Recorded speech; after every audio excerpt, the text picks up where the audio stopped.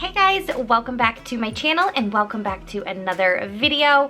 This video is going to be me kind of explaining and showing you guys some simple, easy ways to start on your minimalist journey. I said it right. If you watched any of my other journey to minimalism, sometimes, most videos, I have a hard time getting that word out. So I have been perfecting it. But these are just some 5 simple ways to get yourself started that's not going to like overwhelm you. I started years ago and then I kind of stopped and thought it was like a one and done kind of thing. I got rid of everything and then I thought I was done, and then I've explained all of this in like a lot of my decluttering videos because clothes are my biggest thing. I feel like I always want to I follow people and I always want to be like having cool new trends, and I always want to, you know, get the new thing that's out or whatever, but I usually end up buying it and then giving it away in a month or so because I'm like, oh, I wore it once, I'm all set, I don't want it, I don't like it anymore, and I've really gotten very good at that aspect. So I've bought a bunch of stuff. I think over the last few months, I've probably kept 1 or 2 items and I've probably bought 20. I bring them home, I try it on, and if I absolutely don't love it, if I'm like, oh, the sleeve's a little long, I just bought a sweatshirt, and I was like, oh, the sleeve's a little long, it looks a little big here, but the rest of it's really cute. Normally, before, the old me would have been like, oh, it's fine, doesn't matter, take the tag off, wear it, and then the next time I put it on, I'd be like, oh, I really don't like the way this fits. I'll just throw it back in my drawer, and then in 2 months or 3 months, when I decide to go through all my clothes, it'll get donated, and that's $20, $30 down the drain. So I have at least gotten that part under control, which is really good. But the 5 simple tips I personally have started with is just to, for number 1, is to start small. So you can read books, you can listen to podcasts, you can do all that stuff, and you hear people's end goals of like extreme minimalism is, I have 3 dishes, I have 20 pieces of clothes, including my jackets, shoes, jewelry, everything. Like, that's not me, that's not how I roll.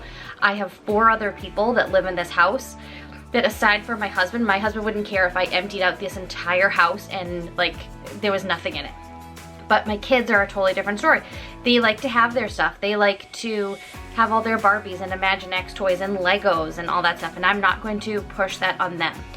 They see the benefits of it and like not having to clean their room as much. So they have gotten better with learning to buy things at like the dollar store that are just gonna break in a week and it's gonna be thrown out, and they've now wasted their allowance on that. So those are some things that it just can be so overwhelming, and you're like, oh my god, I have a house full of stuff. How am I supposed to get down to, I have 100 items that I could literally put in a box and move in 10 minutes if I had to. Not gonna happen. Start small. I just did a whole video on my channel of a whole house declutter. I had a goal of 1 to 2 items per room. I went around, take a laundry basket, take an old box, take whatever, go to each of the rooms. You know, I didn't do my kids' rooms, they did their own rooms.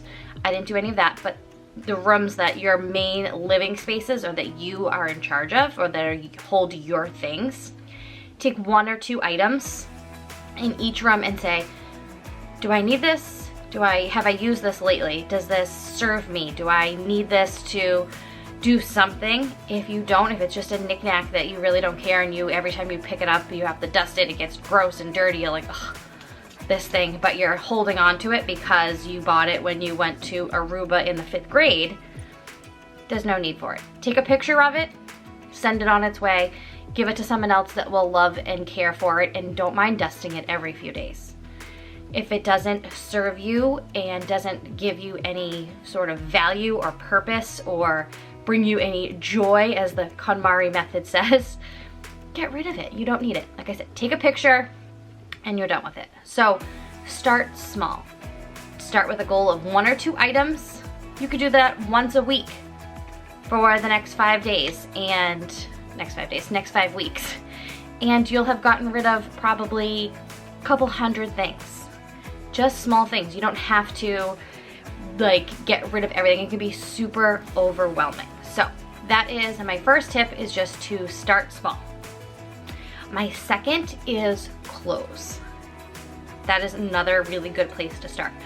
So I was talking with one of my subscribers and she was saying that that was her main issue. It's like she loves clothes and shoes and bags and all of that.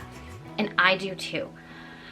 I have gotten to, as I get older and really have gotten into my minimalism journey, I really don't as much. I find them to just be like a hassle and something else I have to wash and take care of and put away and fold. There's clothes, you can't see it, but there's clothes right here that need to get put away. So that's always been a thing for me. But I just really have said, like, do I love this item? Do I want to wear it? Do I put it on and I feel good? Or do I put it on and be like, oh, you can see my mum tum, or I don't like the way this looks on me, or it doesn't hang right, or whatever. There's a little hole in it, but I'm keeping it because of whatever reason. Part with it, get rid of it, donate it, give it to someone else that could really use it. So what I did, because I went from having a ton of clothes, like I just decluttered my closet twice in the last couple of months. The last time I weighed it and I got rid of over 30 pounds of clothes. That's crazy. That's a crazy amount of stuff just to have, especially I'm a stay-at-home mom. Like, I don't need to have, I used to work in the finance industry, so I had suits and skirts and dresses and heels and all that stuff. I was holding onto it for so long that I just parted with it. I said, if I get a job down the road in that field again, or I need to, I will buy them again. I will buy what I need, because I had so much, it was ridiculous. I got two really beautiful suits, one at I think Banana Republic and one at J. Crew, I think. I saved both of those because they're just beautiful classic suits, so I can use those two suits and build my wardrobe around those. I'm sure, like, this shirt I used to wear with the suit, the navy blue suit, all the time. It looked super pretty, it was a big pop of color, loved it. So that's just something you can really start with. So put all of your stuff away that you're not wearing. So go through all your clothes and pull out only what you wear and what you love.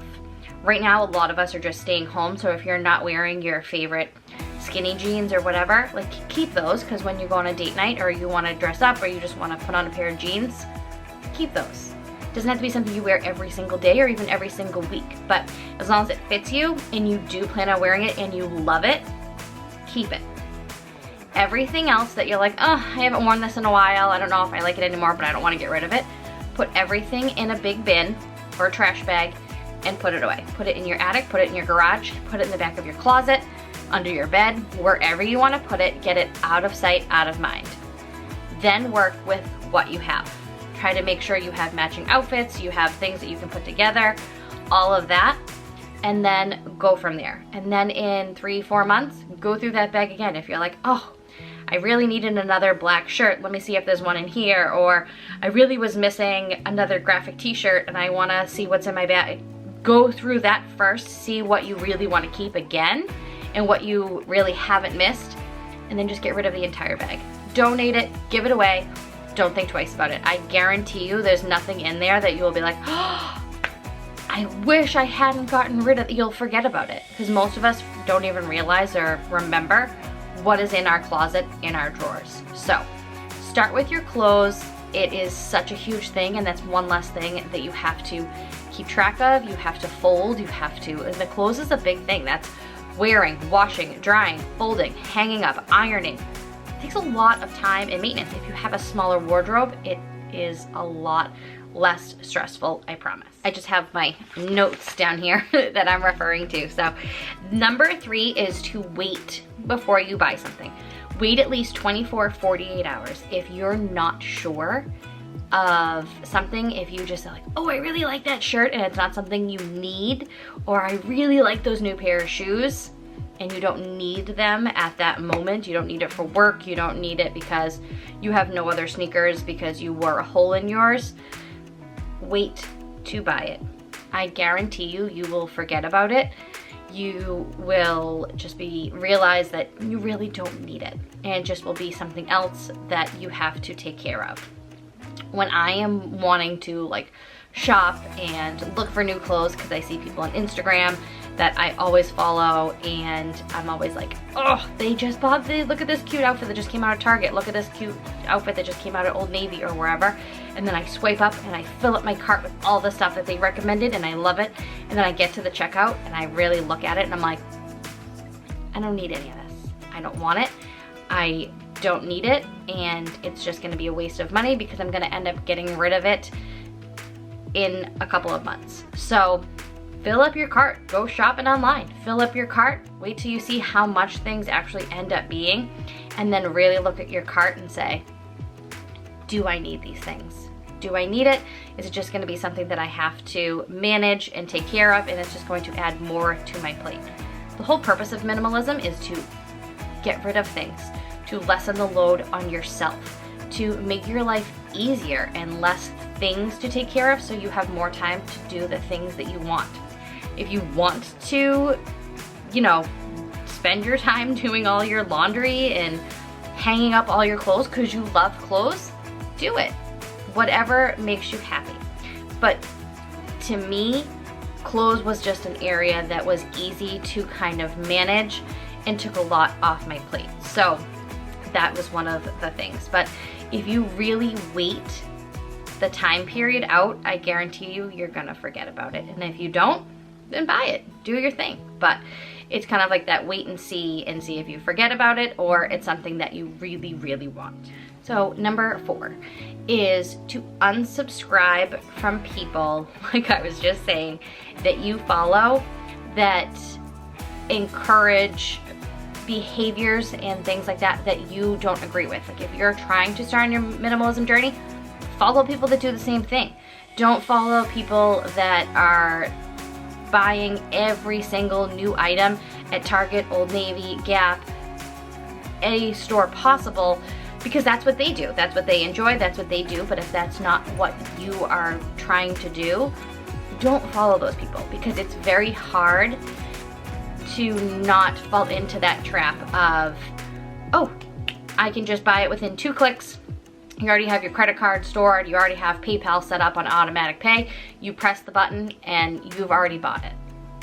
So that's kind of where the 24, 48 hour rule kind of ties into. But if you don't follow those people and you have little self-control like myself, and you're up at 1 o'clock in the morning scrolling and buying things on Amazon and on Linktree and all of that, just unsubscribe until you can kind of set your mindset, because that's what those people's jobs are, is to influence people to buy things. And there's nothing wrong with what they do, but if it's not what you're setting your goals for and it's not aligning with what you're trying to do, unfollow them.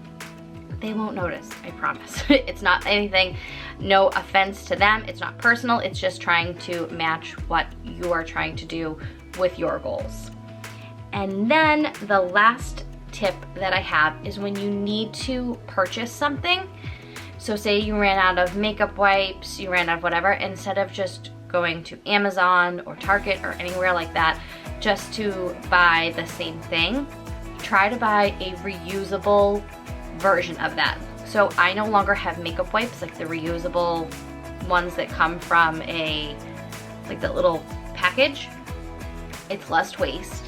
I don't have to buy it again. If I do have to buy something like that again, it will be forever down the road. I have 3 towels, makeup removing towels, that I love and swear by and actually work a lot better than makeup removers, because there's no chemicals, there's no junk that would always irritate my eyes would be burning, it was a whole thing.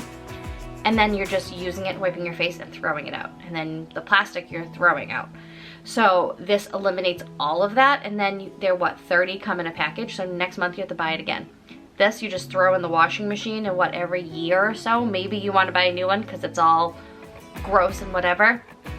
You're saving yourself a ton of money, a ton of waste, and I feel like minimalism and zero waste kind of tie in together.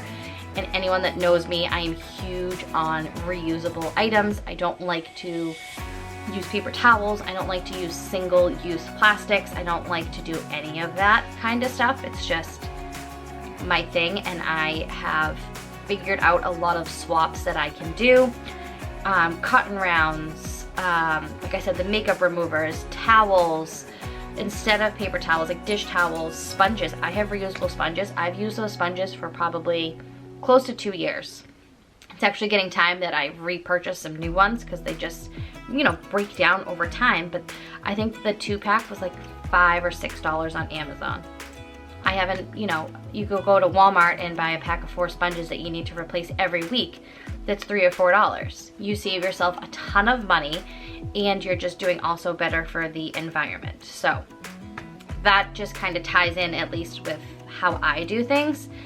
And lastly, just don't feel like you have to fit into like a certain group. Minimalism isn't, let's see, I knew I couldn't get through the whole video.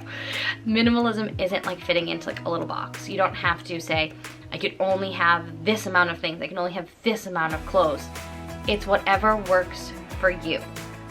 I am in this journey, so I am nowhere near done, and I don't think anyone that is a minimalist is done. I have learned that it is an ongoing process, and you really need to keep at it. You can't go through your clothes once and then wait a year or two, and because you bought something here, you needed a new shirt, you got stuff for your birthday, you got stuff for Christmas, whatever the case may be, you get a Stitch Fix box and all of that. You don't really account for all of those things coming in. So you really need to be constantly going through your stuff. It doesn't have to be a long process. You could open your drawer to pull out a shirt to wear and see a shirt in there, and you're like, you know what? I never wear this. Take it, put it in a basket. I keep something in the garage. It's just like a laundry basket where we just keep donating stuff. Like once it gets full, we put it in a bag and usually drop it off at my son's school because they have a donation bin there. And it's one-stop shop because when I go to pick them up or drop them off, I can drop it in the bin and I'm done. So do that. It doesn't have to be this like big time-consuming, huge project. You see a lot of us like online and on YouTube, like we did a major declutter about, it took us 3 hours to go through our closet, or if you're lucky 3 hours, but it took us 4 days to go through this and declutter 30 pounds worth of stuff. You don't have to be that intense with it. Start off small. I guarantee you, once you start off small and you really realize how much you really gathered and how those small things really freed up a lot of space, and just how many things you have in your house that you're just holding on to for the sake of holding on to, let it go. I promise you, it is so helpful. It is so freeing in a way. You just really aren't keeping track of all these things, and every time you open a drawer or a cabinet, there's not 1,000 things falling out at you and just setting you off into like an anxiety attack, because that is why I started. Stuff everywhere and clutter and mess literally triggers my anxiety. So it just, when I have a clean space and like I don't have to move 75 things just to make breakfast, I am in a clear head and I don't like get all anxious, and it just sets my day off bad because now I have to move 1,000 things just to make a mess, to clean up the mess, to move 1,000 things back or put them away or whatever. I have a clear space, and even when things get a little bit messy, I can kind of manage it better because I have less stuff. So now that I have talked for like 20 minutes now, if you guys have any questions or anything like that, please leave them down below. I would be happy to answer them. I can do like part 2 of this as well if you're interested, but these things I really feel like are manageable, and you can start off and start small and not be overwhelmed. So also check out my whole house declutter, because that is the video I was talking about that I just grabbed a few things around my house. It took me like an hour or so, if I remember correctly, to do everything. So it was super simple, and that was me moving the camera around, changing angles, talking to you guys. You could probably get it done in half the time. So I hope you guys enjoy this video. Make sure you subscribe. I will have the playlist of my minimalism journey linked below. And like I said, if you have any questions, please let me know. But I hope you consider subscribing, and I'll see you guys next time. Bye.